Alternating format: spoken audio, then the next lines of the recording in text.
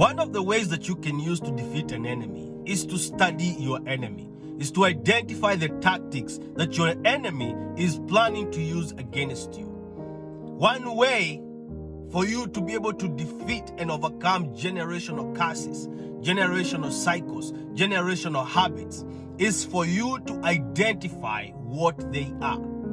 It's for you to be aware of what they are in your life. I'll give you an example with Abraham, a man who was favored, blessed by God. He had one weakness. Abraham used to lie.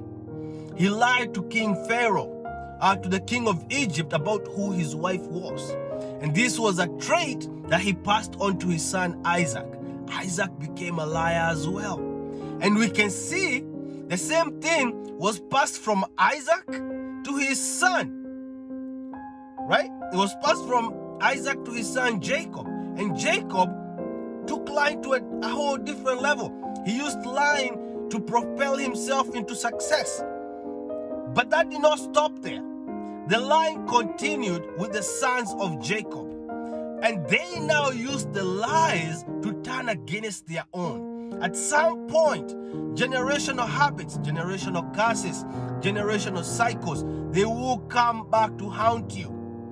You think that alcoholism, this is just something that my family does, and we've, since my grandparents' time, it's going to ruin your family.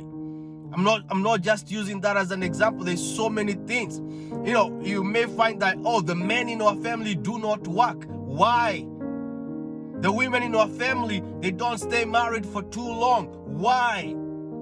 The firstborn kids in our families, they die young. Why?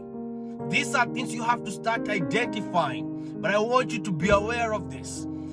There's cycles. There's curses. There's habits. There's tendencies. All these things are different. You cannot overcome a curse if you're trying to deal with it in the same way that you deal with a habit.